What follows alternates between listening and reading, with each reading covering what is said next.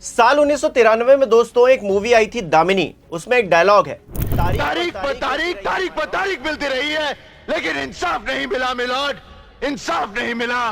न्याय वो 28 परिवार आज खोज रहे हैं जिन्होंने पहलगाम का दर्द अपने सीने पर झेला है। किसी का बेटा नहीं रहा, किसी का पति नहीं रहा, किसी का भाई नहीं रहा। बहुत दुखद घटना, अपने आप में बहुत ज्यादा निंदनीय है। जितनी कड़ी निंदा की जाए उतनी कम है।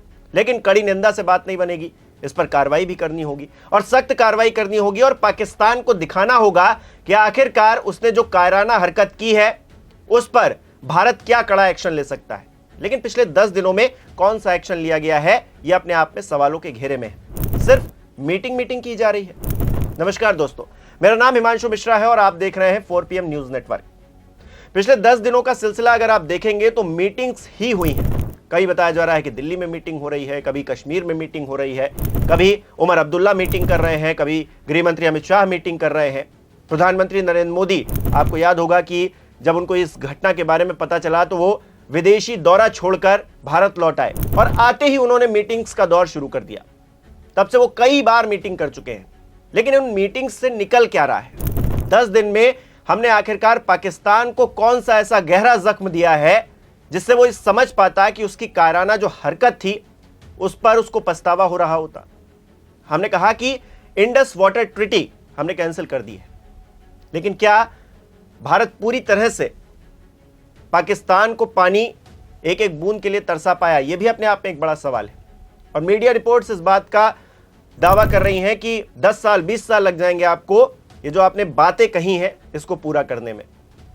ठीक है, हमने एक संधि तोड़ दी पाकिस्तान के साथ में और सही भी किया। उस पाकिस्तान को हम 80% पानी दे रहे थे। किस बात के लिए? इस तरह की घटना उसने की है, जिस तरह की कायराना हरकत उसने की है, उसके बाद तो उसे एक एक बूंद के लिए तरस जाना चाहिए था। लेकिन हमारी भी कुछ मजबूरियां हैं, हम समझते हैं इस बात को। लेकिन हमने और कौन सा एक्शन लिया है? हमने क्या जाति और धर्म के नाम पर सियासत करना यह हमने किया है? क्योंकि घटना होते ही छत्तीसगढ़ भारतीय जनता पार्टी के एक्स हैंडल पर क्या लिख के आया था आप सबको याद है, धर्म पूछा जाति नहीं। लेकिन अब हर कोई जाति जाति पूछ रहा है, क्योंकि जातिगत जनगणना का फैसला केंद्र सरकार ने ले लिया है। अब हर कोई उस घटना को भूल गया है और उस पोस्टर को भूल गया है कि धर्म पूछा जाति नहीं पूछी। अब सब जाति जाति पूछ रहे हैं। इसके अलावा बिहार में इलेक्शन, प्रधानमंत्री नरेंद्र मोदी मीटिंग्स के साथ में बिहार का एक दौरा भी कराते हैं। मंच पर खड़े होकर वो अपनी भावनाएं व्यक्त करते हैं और उसके बाद जब मंच पर नीतीश कुमार के साथ बैठते हैं तो हंसी ठिठोली भी करने लगते हैं। ये हमने पिछले 10 दिनों में किया है। पहलगाम घटना को लेकर यह है हमारी संवेदनशीलता। वहां हाफिज सईद कह रहा है, एक आतंकी खुले मंच पर, उसका वीडियो वायरल हो रहा है। आरएसएस का जो मुखपत्र है पांचजन्य, उसने अपने एक्स हैंडल पर उसकी बाइट भी डाली। वो कह रहा है कि हम जुबान खींच लेंगे, आपने पानी रोका तो कश्मीर में लहू बहा देंगे। इस तरह की बातें कर रहा है और हम उसको कड़ा जवाब नहीं दे पा रहे हैं, जबकि हमको देना चाहिए। देश हित में 4 PM हमेशा सरकार के हर कदम के साथ में खड़ा है, लेकिन स्ट्राइक हम पर की गई उल्टा। हमारे नेशनल चैनल को बंद कर दिया गया और पाकिस्तान को अभी तक कोई ऐसा जवाब नहीं दिया गया है जिसकी दरकार है। पाकिस्तान घुटनों पर आ जाए, हमने ऐसी कोई भी सख्त कार्रवाई नहीं की है। हमने उसको लाल आंख नहीं दिखाई अभी तक। क्यों नहीं दिखाई है, कब दिखाएंगे, ये अपने आप में सवाल है।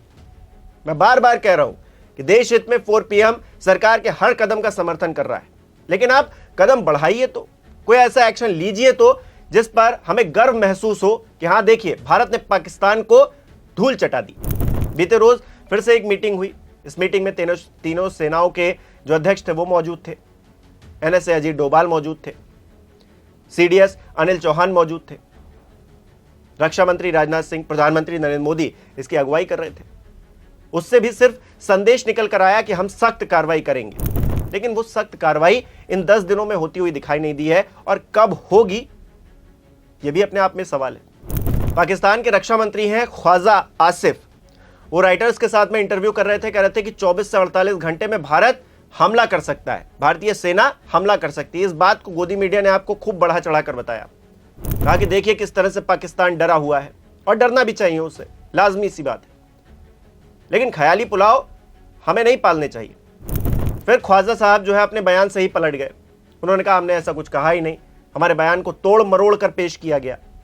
अब क्या कीजिएगा, 24 से 48 घंटे में हमने तो कोई बड़ा हमला नहीं किया, लेकिन हम ये उम्मीद करते हैं कि आगे ये हमला होगा। ठीक है, हम युद्ध नहीं चाहते, हम किसी तरह से भी अपना नुकसान नहीं चाहते हैं, क्योंकि युद्ध में सिर्फ एक तरफ नुकसान नहीं होता है। लेकिन हमको सबक तो सिखाना पड़ेगा ना पाकिस्तान को, उस बहन को न्याय दिलाना पड़ेगा ना। विनय नरवाल की बहन क्या कह रही थी इस घटना के बाद? हरियाणा के मुख्यमंत्री के सामने वो कह रही थी कि 1.5 घंटे तक वहां कोई नहीं आया, अगर कोई सुरक्षाकर्मी या फिर कुछ व्यवस्था ऐसी होती तो शायद उनके भाई की जान बच जाती। और साथ ही साथ उन्होंने ये भी कहा कि जो आरोपी हैं उनको वो मरा हुआ देखना चाहती हैं, तो उनको न्याय कैसे मिलेगा? जो पिछले 10 दिनों में जिस तरह की राजनीति हुई है या जिस तरह की कार्रवाई हुई है, क्या उससे जो शहीद लोग हैं उनके परिवार के जन क्या खुश होंगे? ये अपने आप में बहुत बड़ा सवाल है दोस्तों।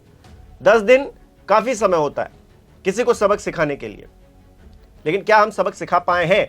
10 दिन हो गए हैं इस घटना को। हालांकि 4 PM के मंच से हम एक बार फिर से ये उम्मीद करते हैं कि प्रधानमंत्री नरेंद्र मोदी और उनकी पूरी सरकार इस मामले को जिस सजगता के साथ हमको दिख रहा है कि आगे बढ़ रही है, बढ़ेगी और सबक सिखाएगी।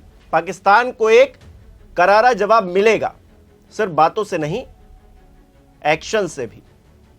हमें पूरी उम्मीद करके चल रहे हैं दोस्तों।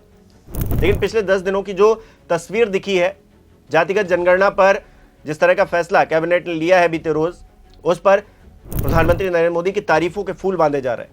लेकिन लग यह भी रहा है कि पहलगाम की घटना को भुला देने की कोशिश है। पहलगाम की जो घटना हुई है वो अपने आप में कितनी बड़ी है।